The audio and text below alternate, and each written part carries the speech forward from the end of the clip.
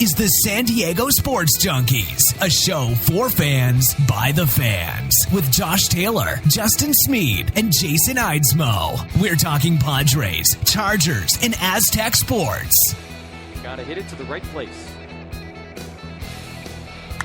And he hits it out to center.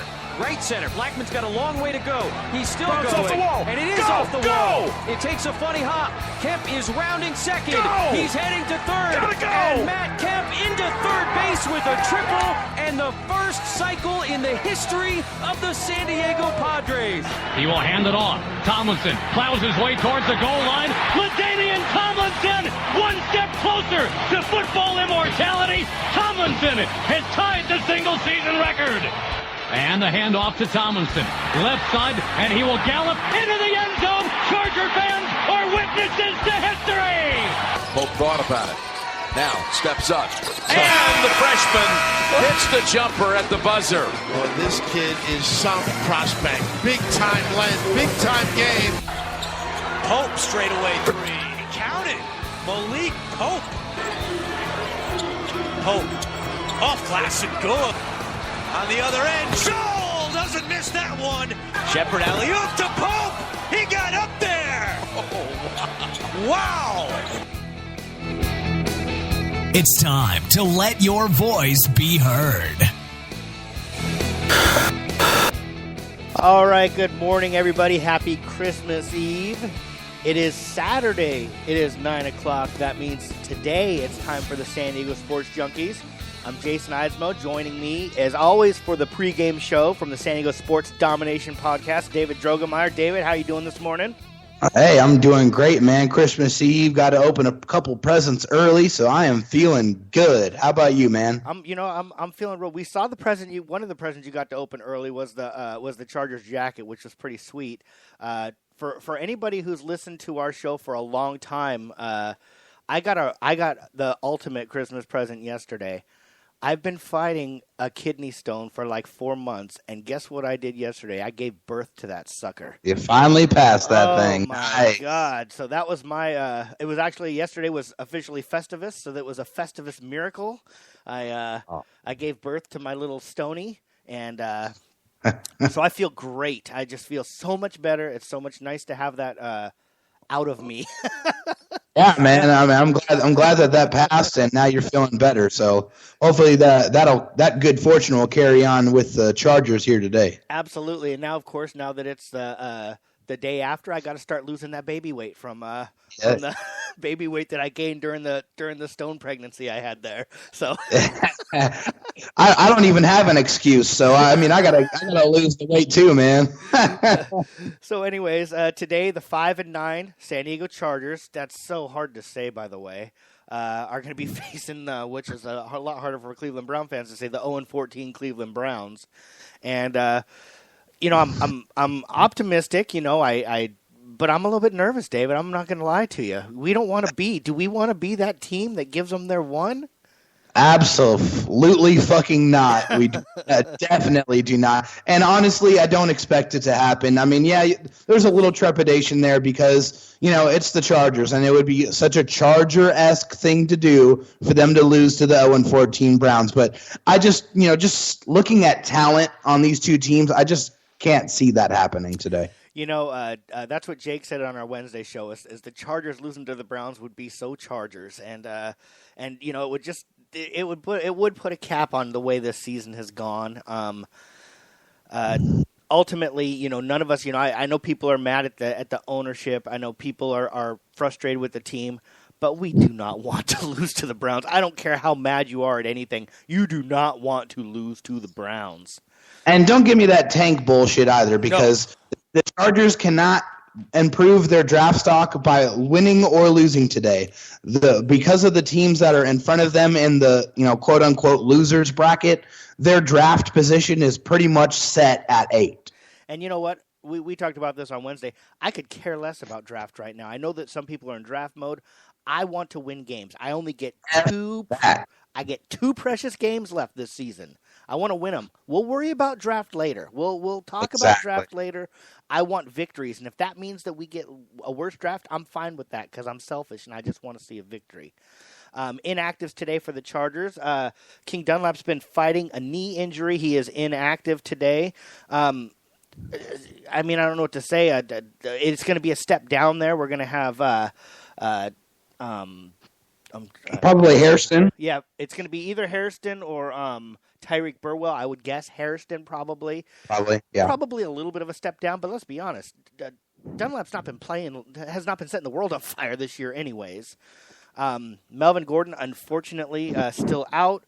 I'm happy that they're holding him out one more game, and the selfish side of me also says next week I'd like to see him get in there and get his 3 yards or 5 yards or whatever, Go in there, fall forward, and get the hell out. I want exactly, and I want to see it too. And I said it on my show as well. I don't know if you were listening or not, but he deserves it. I mean, he deserves to get those 3 yards. He deserves to have his name in the record books as a 1,000-yard rusher because of the work that he put in, because of the progression that we've seen from year one to now is absolutely exponential, and he deserves to be in that upper echelon of rushers in the NFL. I agree with you completely, and I've been saying this, towards the end of the season too. He has earned every single one of those 997 yards he's gotten this year.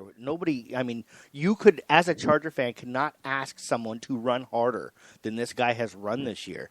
And definitely can. And it would I know it's only a number, and I know that he's got a long career ahead of him, but I just want to see him I just want to see him get that. Craig Mager is inactive again. He's been on and off all year long.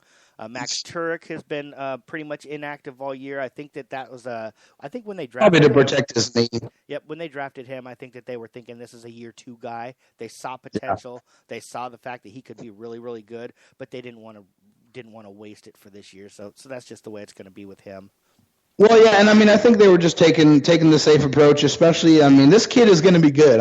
If you guys saw him in college playing at USC, the versatility that he brings is unreal. He can literally play all 5 of the offensive line positions and play them adequately. So this is a guy that, really has an immense amount of value, and we're going to see that come to fruition probably next year. And when they drafted him, I was kind of hoping that they would draft him and eventually put him at center and move Slauson to guard, which Slauson, of course, played most of his career at guard. After this season, I actually would rather them put Turek at guard just because the leadership that Slauson brings at the center position. I don't want to. Even if Turek technically is a better center, which who knows, I just think the leadership that Slauson brings in the middle, I would prefer that, to be honest with you. And I know we'll get into that more in the offseason, but just kind of the way I kind of look at it.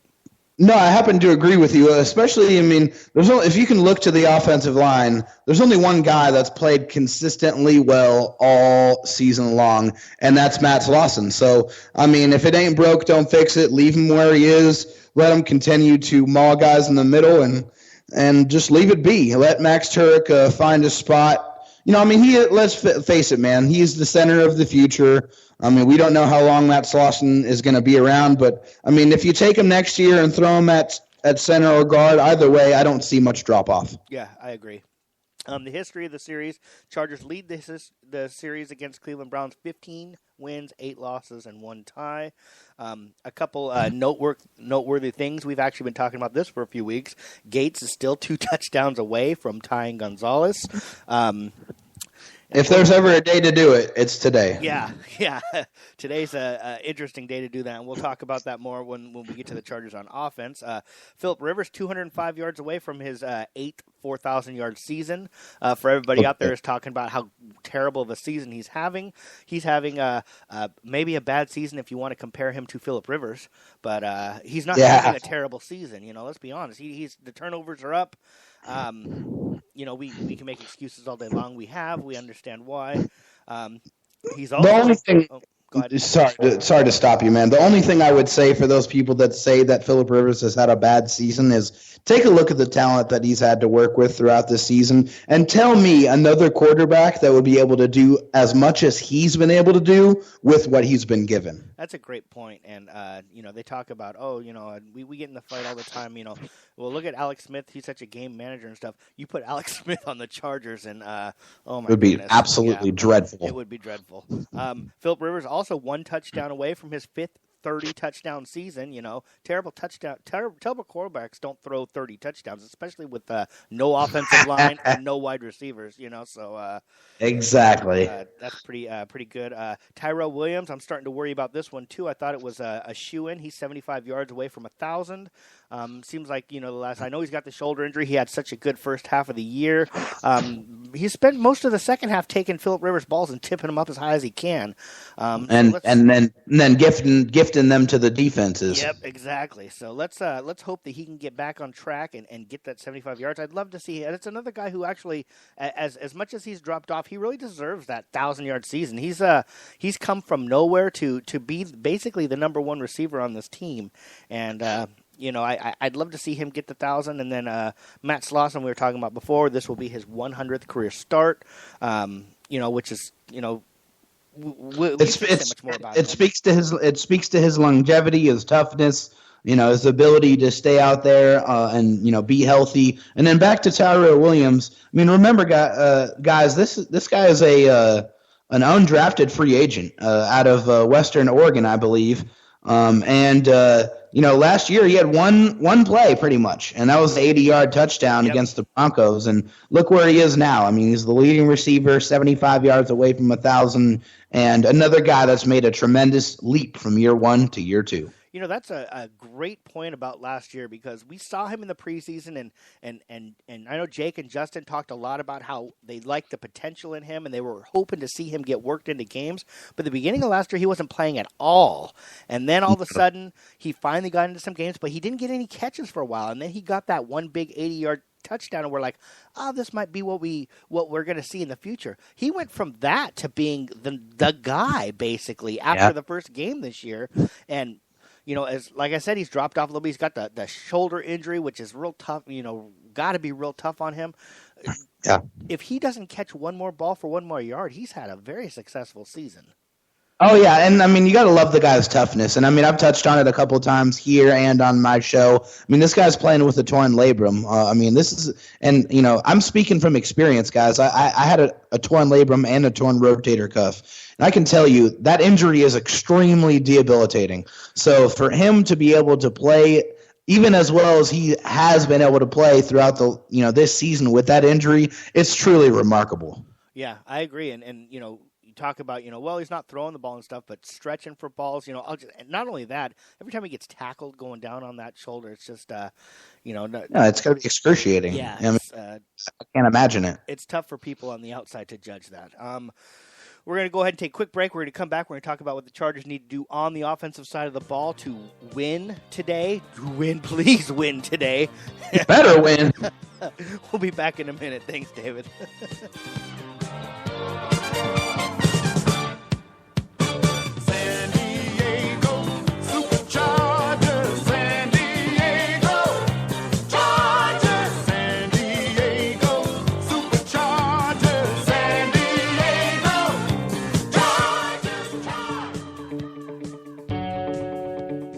Calling all podcasters.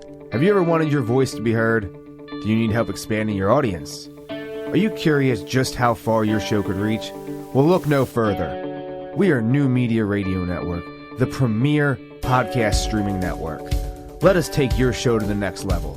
For more information, check out our website, www.newmediaradio.net. Cali Comfort Barbecue in Spring Valley was built for West Coast Sunday morning football and fight night. Cali Comfort Barbecue has quickly become San Diego's slow smoke barbecue sports entertainment destination. Full service catering available for all your tailgating needs. CaliComfortSD.com. The time has come. We're shooting for number one. Thunderbolts and lightning will light up the sky.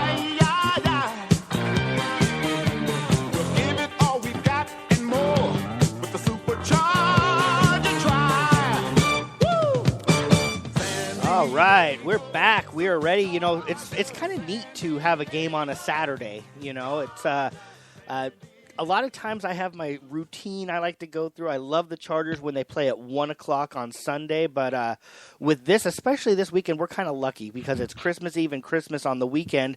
We get to watch our Charger game, you know, Saturday morning before like Christmas Eve festivities.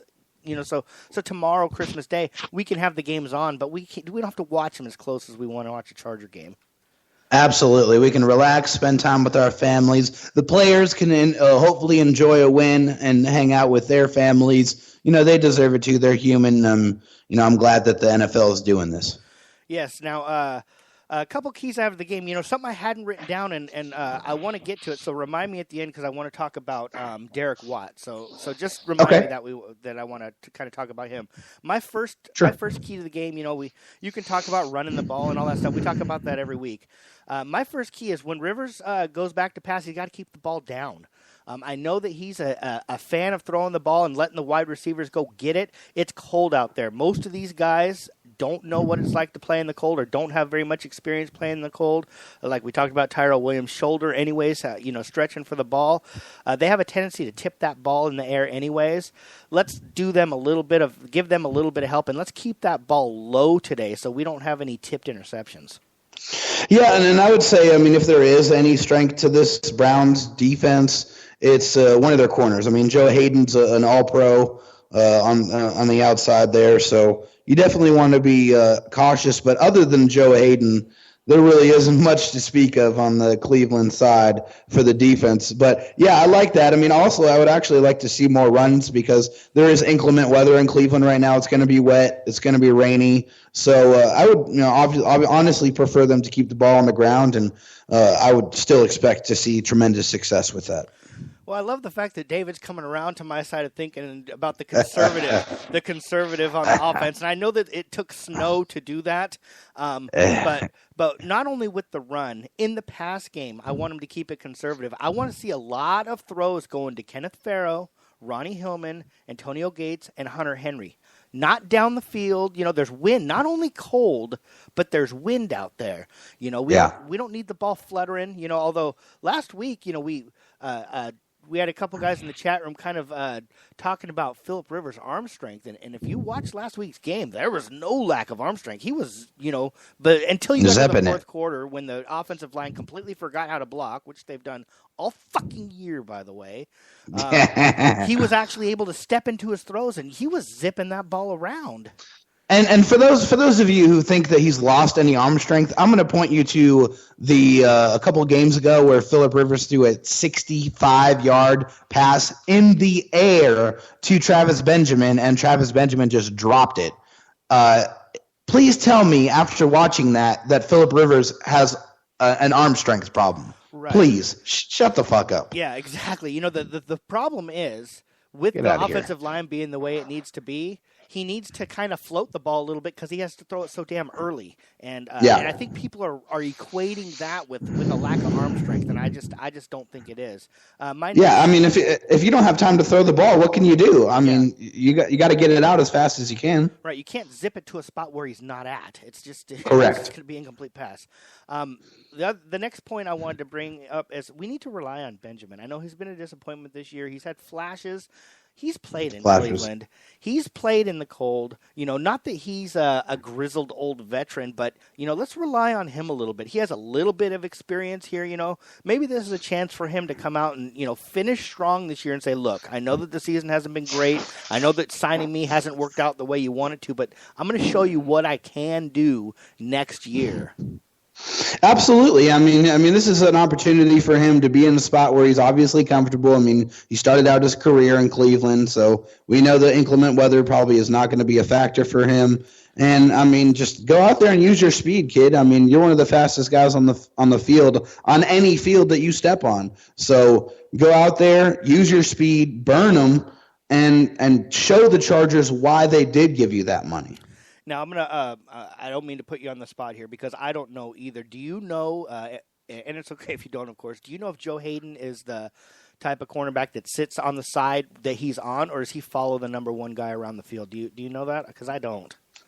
I believe he follows the receiver around, but I mean I'm not 100% on that. I know he's got 3 picks on the year. I mean, he's still a dangerous corner. I mean, he's very loyal. Obviously, I mean, he's had several opportunities to get out of Cleveland, but he's showed Cleveland that that's where he wants to be. But as far as what he does on the football field, I can't really say with any certainty. I'll tell you what, if the Chargers possibly could, I would like them to try and get matchups with him on Tyrell Williams, not because I think Tyrell Williams could beat him, but because I think Tyrell Williams is limited right now, and we could it would almost be like a decoy. Use him as a decoy? Yeah, taking Hayden out, and then maybe that might make Benjamin and Inman, somebody who I've been real harsh on this year, has really stepped up the last few weeks too. Maybe those guys have an opportunity to go out there and take advantage of Jamar Taylor and Tremont Williams and who? Yeah, who? Exactly. And the only reason I act like I knew those guys' names, I'm looking over here at the depth chart. That's the only reason why I knew those guys' names. And then the last point before, if you have anything that you wanted to add, Derek Watt.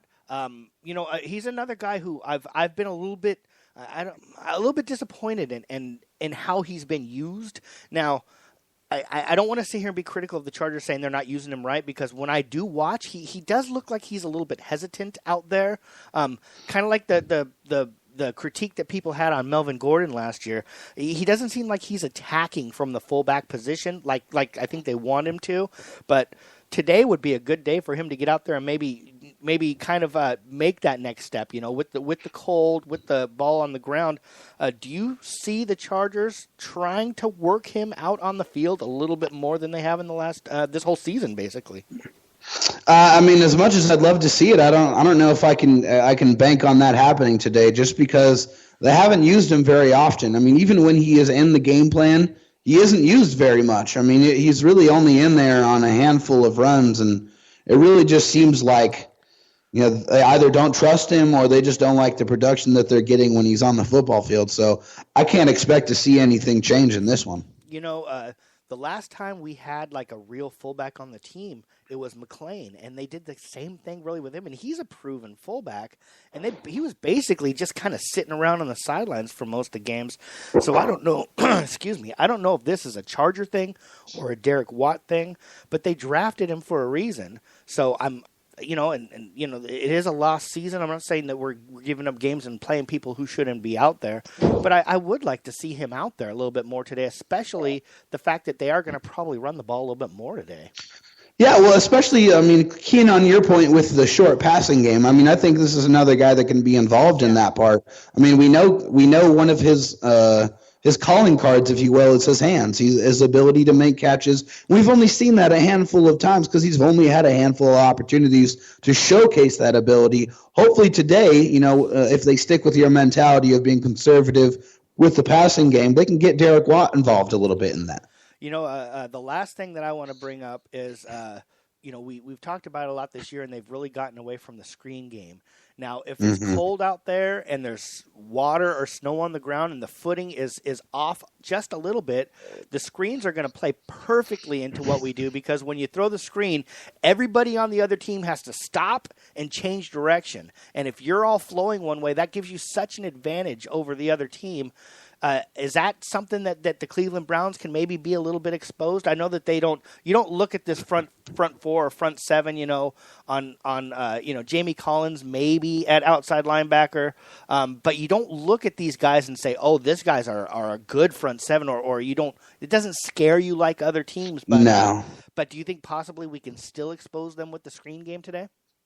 Well, yeah, I mean, I think you can expose this defense in any number of ways. I mean, these guys, I mean, let's be honest now. This is an 0-14 team. There's no disguising this team for a good team. They're not a good team. They are terrible. They're awful on both sides of the football, and I feel like the Chargers honestly can exploit them in any way that they want to. Now, usually use the screen game to try and slow down the pass rush. There's only one guy on the Browns sideline that you really need to be worried about as far as a pass rusher is concerned. I think it's Ogba, I believe his name is. Yeah, Emmanuel Ogba. Yeah, Emmanuel Ogba. I believe he has 5.5 sacks or something like that. He's the only guy that really puts up any kind of any kind of sack numbers with this team. And this team is on the other side of the ball is sacked a lot. I think 52 or 53 times. So, I mean, just to paint the whole picture for you guys, this team is not good. So the Chargers can do it. I honestly think they can do whatever they want against this team. I sure hope you're right. I love your positivity. Unfortunately, about 3 or 4 weeks ago, I lost mine. So it's good to have somebody in here positively. I always got mine. I appreciate that, man. Anything else you want to add to when the Chargers are on offense before we take a break and switch over to D? Yeah, just to reemphasize the use of the tight end today. The tight end, I really, really want to see it, especially against the Browns, because the Browns give up the most fantasy points. For all you fantasy guys out there, they give up the most fantasy points of any team in the NFL. So that leads me to believe that Hunter Henry and Antonio Gates should have a big day today. Yeah, I like that. I'd love to see Antonio Gates get that record or tie that record. That would be great. Tie it and then get the record at home against KC. Yeah, wouldn't that be awesome? That would be ideal. The fantasy numbers, I didn't know, and that means that people are putting up numbers against these guys. People are putting up yards. People are putting up big numbers. Yeah, so this is a good opportunity. All right, we're going to take a break. We're going to come back. We're going to talk about what the Chargers need to do on the defensive side of the ball to keep the Browns out of the win column. Be right back. The West Coast is back, better respect the name. It's the San Diego Chargers, feel the lightning bang. Kill the hype, we reign, SB running this game. This is 619, straight born and raised. This ain't no fad or phase, this is Cali for life. We gon' rally tonight, so pump your fist till you get it right. And keep it real so all the Dago can feel you buffing out. Sing the anthem so the whole world can hear you. You need help with your business project that is due? Maybe you need business cards to help your business stand out. We at San Diego Sports Junkies got you covered. SK Digital Imaging can do it all. Give our buddy Sean K a call, 858-408-0732. SK Digital Imaging, from business cards to the bigger projects, SK Digital Imaging and our buddy Sean K will get your printing done right. Cali Comfort Barbecue in Spring Valley was built for West Coast Sunday morning football and fight night. Cali Comfort Barbecue has quickly become San Diego's slow smoke barbecue sports entertainment destination. Full service catering available for all your tailgating needs. CaliComfortSD.com. Come on, come on. Come on.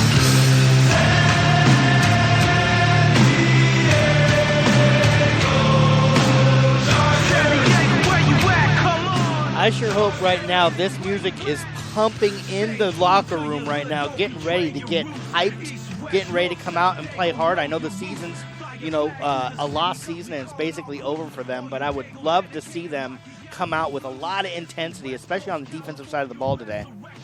Yeah, and I mean, this is the time where the guys that are maybe looking for a roster spot or looking to solidify their spot on the roster needs to go out there and show the coaches that they're going to play 16 games. They're going to go out there and give it all they have for 60 minutes for every game that they play. I mean, this is the time where coaches are going to be looking at that kind of stuff.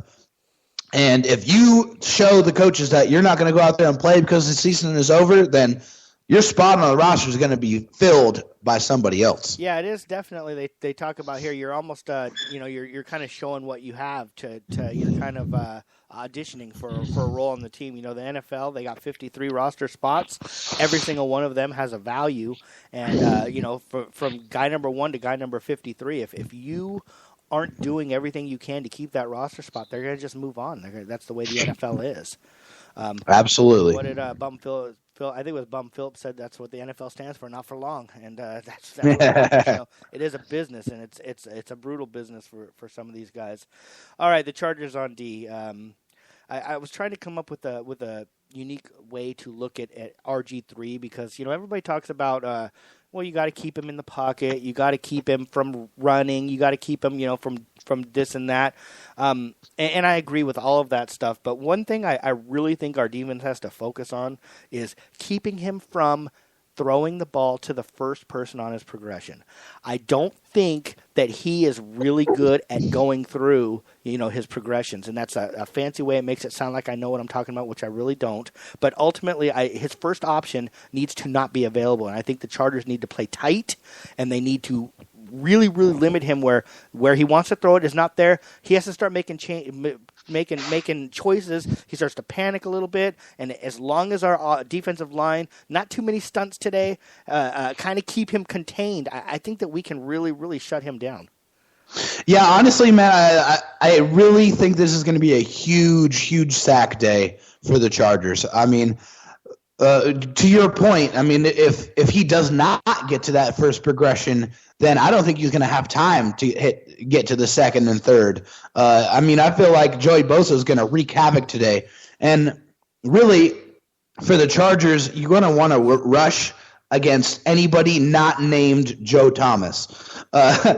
Joe Thomas is a 10-year veteran, a 10-year All-Pro, a 10-year Pro Bowler, one of the absolute best left tackles to ever play the game of football. So whatever you do, do not go in there and try to attack him because his specialty is stopping pass rushers. So just go ahead and attack anybody else on that offensive line, and I guarantee you will see success. You bring up Joe Thomas, and that's another point that I wanted to make is Joe Thomas is really good. We all understand that he's probably one of the best players on the whole team, which is kind of funny to say. Maybe absolutely. I think without a doubt the best player. Yeah, maybe not the best athlete if you want to just say athlete, but the best player with the best results. Got to be Joe Thomas. There will be times when Joey Bosa is going up against him today. Right. What Joey Bosa needs to do, not necessarily, he's not going to win on every play, but he needs to win enough to where they need to send help over Joe Thomas's way. I think that if Joe Thomas is able to stone whoever he's got every single play without any help, that's bad news for the Chargers defense. Yeah, I mean, obviously, you want to mix it up. You don't want to go one-on-one every single time against Joe Thomas because, I mean, if I'm Joe Thomas and you're going one-on-one against me every play, then I like my chances 9 times out of 10. But go ahead and send 2 rushers his way. I mean, send Melvin Ingram and Joey Bosa at the same time against him off the edge, and someone's going to get home. Yeah, somebody's going to get a running back or somebody's going to get a tight end, and I certainly like that matchup if Melvin Ingram remembers that it's not two-hand touch. We've talked about that a lot this year. He remembers that, they have a very elusive quarterback. And I know RG3's not out there running like he was when he was a rookie, but he still certainly has scramble ability. Sure. And he certainly is going to pick up, 3rd and 7s, 3rd and 8s on his feet. That's another thing. When they get 3rd and 7, 3rd and 8, 3rd and 10, be ready for the run because he's disciplined. Yes, he's not the guy that's going to go out there and throw these perfect passes for, these perfect slants, get those 10-yard plays. He's going to be looking to get those on his feet. That's what quarterbacks who aren't really good do. They go out there, they go back, and they run the ball because they're not good enough to throw the ball, and they have to be aware of that. Well, yeah, and especially with RG3 having several season-ending injuries, if you hit this guy a couple of times, he's probably going to start panicking and start wanting to run the ball so he doesn't get hit as much or as hard. So, I mean, if you hit this guy a couple of times, 3 or 4 times, he's going to start seeing ghosts and, he's going to start wanting to make plays on the feet. So you're definitely going to have to be disciplined after you go ahead and terrorize him in the beginning. My next point here is Casey Hayward needs to lock down Terrell Pryor. Terrell Pryor has been, let's be honest, he's as a wide receiver, he's had a breakout year. He really has. Mm-hmm. He's had some really, really big games, but he's also had some didn't show up games. And this is the one that we need to have. Hayward needs to go out there and say, this is your best receiver. I'm going to lock him down. And guess what? You want to throw the ball this way? Bring it on because I'll be happy to extend my lead. I'll be happy to extend my interceptions. I want to come and I want to beat Antonio Cromartie's record. Exactly. I was just about to say that, man. Great minds think alike. I think Casey Hayward is definitely trying to get to that 10 interception record and just remind Green Bay what they gave up and remind the rest of the NFL why he is probably the best offseason signing of any team in the entire NFL this season. Absolutely. Another guy that the Chargers need to key in on for the Cleveland Browns offense is their tight end Gary Barnidge. Gary Barnidge is probably one of the better young tight ends in the NFL, a guy that likes to carve up the middle of the field. So Jatavis Brown is going to be big, shadowing him pretty much all game. So pretty much here's the keys to the game for them on offense. Stop Gary Barnidge, stop Darrell Pryor, and then that's it. You stop those two guys, then this is going to be a walk in the park. Yes, hopefully it is. And the last point I want to bring up and the last thing they need to do is, and this is something that's near and dear to your heart, you've been talking about this all year, our defense needs to remember they can stop the run. Last week yes, they forgot. You can. Last week they forgot. They said, we're going to give you 20 yards of rush. This week they need to remember, you know what? We can do it. We're a good run defense. We had one shitty week. Let's not make that our defense. Let's show that was the anomaly, and the rest of the season is actually how our defense is against the run. Absolutely. I love that. That's a great point. Remember, fellas, this is a top 10 run defense in the NFL, even without Brandon Mebane. So go out there, do what you do, and that's stop the run and force them to pass. And actually, I like that today with RG3, not having that much experience this year, only 3 games under his belt. Force him to throw the ball, stop Isaiah Crowell, because, he's all right. He's not great. He is averaging over 4 yards a rush, but he's nothing special. So, stop the run. Just remember that you are one of the best run defenses in the NFL. Wrap up, bring these guys to the ground, and make those hits hurt, man. This is going to be cold out there, so make it hurt even worse. Yeah. My last point that I want to bring up is back to the cornerbacks in the secondary, and not just Hayward, but any cornerbacks who are on the field. I want to see them playing tight coverage. I want to see them, and I'm not talking about everybody wants to see tight coverage. I'm talking about at the line. I'm talking about pre-snap. I want to see him up there. I want to see him jamming them, because I really truly think that RG3 is not – he's not great at going through his progressions, but that's because he does them slowly. He does them slower than other quarterbacks. You look at a guy like Peyton Manning. You look at a guy like Phillip Rivers, and you see how quickly they're able to. They're very smart. They look and they see that's not there. That's not there. He processes that stuff much slower. No knock on him. I would do the same thing. I wouldn't be able to process it that fast either. That's just the way it is. Not everybody can do it. So if you can just disrupt it, I'm not talking about knocking the guy down. I'm just disrupt him a little bit. That half second is all it's going to take for him to have to throw into tight coverage, tip the ball up, and maybe get our safeties, let us get some tipped interceptions this year. Yeah, that would be beautiful. Man, we've seen it so many times against us, and we haven't been able to benefit from that type of play. And why aren't the defensive linemen jumping up and trying to tip balls? That's something we've talked about earlier in the season. Those are the type of little things that good defenses do. Yeah. So I'd like to see that happen. And also, I want to give a shout out to Trovon Reed. Last week he got another interception in the red zone. So, the kid is playing good. He's really trying to earn his spot on this team for next year, and I want to see him go out there and establish himself in these last 2 games and go ahead and take that spot. I love the fact that you brought him up, because if anybody who's actually watched those interceptions that he's made, those were not cheap interceptions. Those were a guy that was out there. He was playing good technique, and he almost baited the quarterback into thinking the guy was open and undercutting the route and picking that ball off, and that's aggression. And you know what? Sometimes you're going to miss. Sometimes you're going to undercut. He's going to get it past you. I don't care. I will take the interceptions, and giving up the big pass plays every once in a while if you're getting me some interceptions. We talked about this in the past with the Chargers, how they're giving up the big plays and not getting the turnovers. We need to get both. It's like the Padres, if you're going to strike out so many times, then give me some fucking home runs. It's the same thing, give me some. If you're going to take chances, but have them get some rewards out of those chances. And Trovon Reed is a good example of a guy who he baited the quarterback, he took a chance, and it paid off. And it won't always, but I'll take these.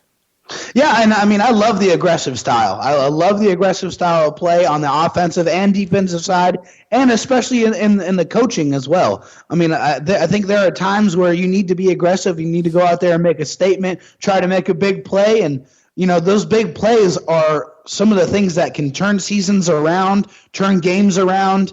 I mean, those are just huge momentum shifters. And one more point I want to bring up, and then and I'll let you speak on this, and then if you have anything else to add to the defensive side of the ball, go ahead and carry right into that. You brought up Jatavis Brown, covering the tight end.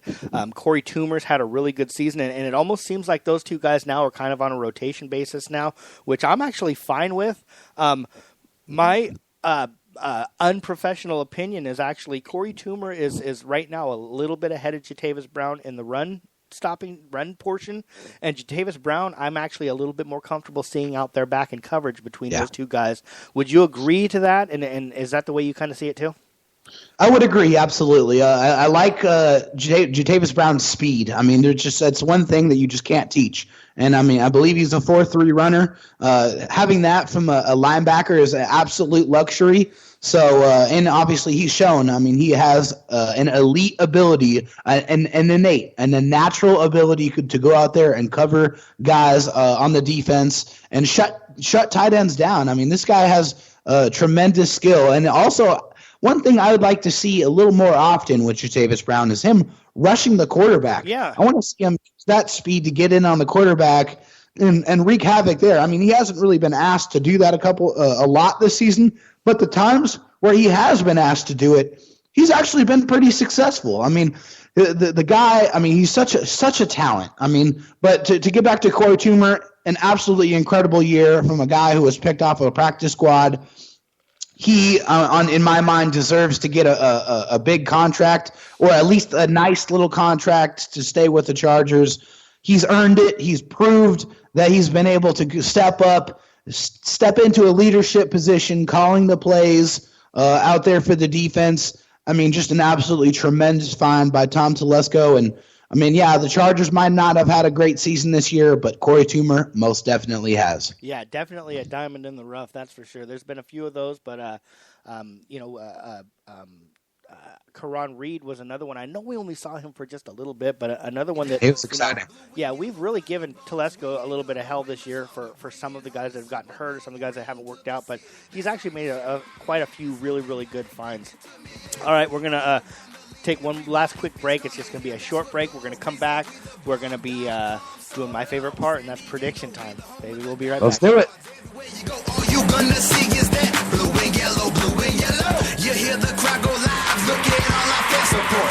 Yo, we appreciate you, you are who we do it for. Do it for each other, person next to me is my brother. Yep, so we been together, we gon' hang us another banner. Cali Comfort Barbecue in Spring Valley was built for West Coast Sunday morning football and fight night. Cali Comfort Barbecue has quickly become San Diego's slow smoke barbecue sports entertainment destination. Full service catering available for all your tailgating needs. CaliComfortSD.com.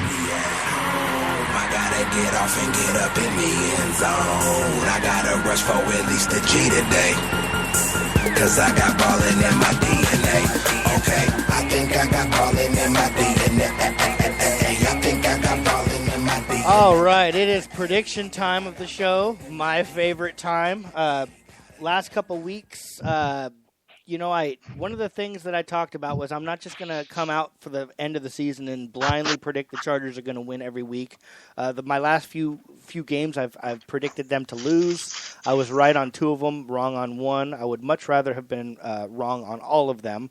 But I'm not just picking them to lose every week just to do it. Right. This week, I'm a little bit more optimistic. I'm still scared, but I'm a little bit more optimistic. I do see the Chargers actually winning this week. I see them winning. Actually pretty handily by the time the game's over. I have the Chargers winning 23-10. I really think that we're going to really be able to limit RG3 and the Cleveland offense, especially with the weather. And I think our defense is going to remember how to stop the run, which is going to be the real key here. I think they're going to get a garbage touchdown at the end because I don't think it's even going to be as close as the score that I say. Now, my player of the game, this is a guy that I've really, really I love him, and at the same time, I've been super, super critical of him this whole year and at the end of last year, and we lost him for quite a few games this year.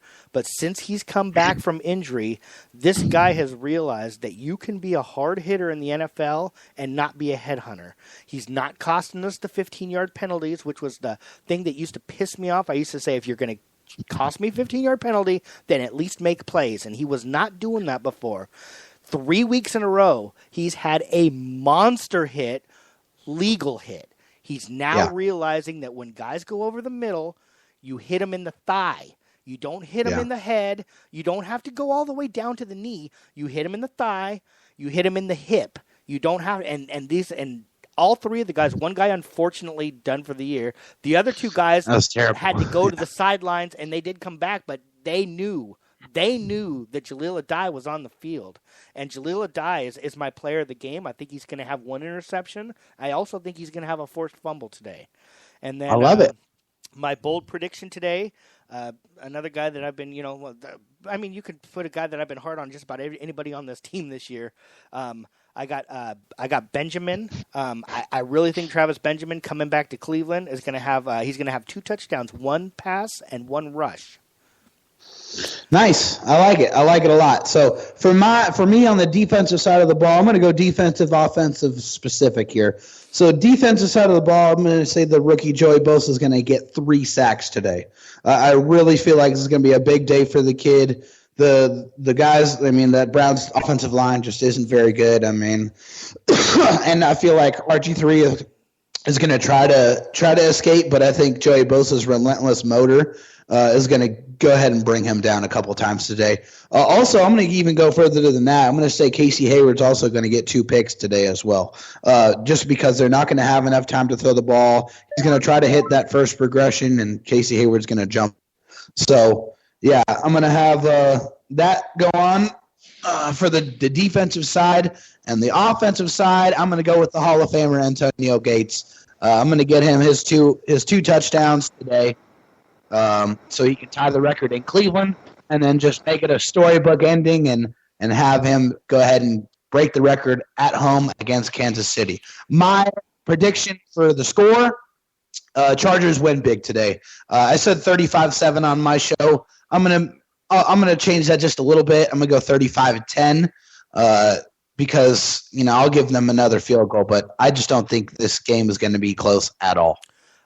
We're very, very at the very, very end of the show. Prediction time, of course. Mike Maciejewski from Aztec Hoop Nation was finally able to get on and join us at the very end, Mikey. So you're here for prediction time. I know that you've been harsh on Phillip Rivers all year long. Is this the game that the Cleveland Browns get their first victory? What's your predictions for the game? You heard me on Wednesday. It'd be so Chargers if they did. So I'm going to go with the Browns. Okay. I'm going the Browns. 27-24. Boy, I disagree with almost everything you say, but here's the thing. Here's one of the things, David, that scares me a little bit. Before the season started, and this hurts to say, this hurts so bad to say, a lot of the things that Mikey said have come true. He said Melvin Gordon would have 10 touchdowns this year. He said 12. He said Travis Benjamin would not be the factor that everybody thought he was. And there's probably lots of other things that he said that were right that I'm not remembering right now. But while we talk about it, he always reminds us that he was right. Quite naturally. Yes, same thing I would do. That's for sure. Now you got the Browns winning 27-24. Mikey, do you have a bold prediction for us for what's going to happen today? Anything bold? That is a bold prediction. Besides the score. I have this feeling that Isaiah Crowell is going to rush for over 125 on us. I sure hope. Yeah, see, that's another thing is last week, if the last week's Chargers rush defense shows up today, that could very well happen. I'm hoping last week was an anomaly, and that's not what happens, but I think it could. I of the two of you guys now, I'm just hoping David's right and Mikey's not. Well, Mikey got to come in last minute and play devil's advocate. Yeah, I usually don't make predictions, guys. But again, David. You've been a San Diego fan for a long time. I mean, come on. Would this not be like out of the realm of possibility that they beat us for their first win? Yeah, no. That already happened with the Saints. Already did it to us this year. But I mean, just speaking on pure talent of both teams, man, I can't see it. I mean, this Browns team is absolutely terrible. And for you to say that they're going to be able to find a way to put up 27 points, to me, is laughable. I hope at 1:30 today you're still laughing, man. I'm just saying. Well, I will be, and when I am laughing, I'm going to make sure and send you a nice little tweet to confirm that. Hey, you know what? Tis the season. I will retweet your tweet no matter what it is you send me. Nice.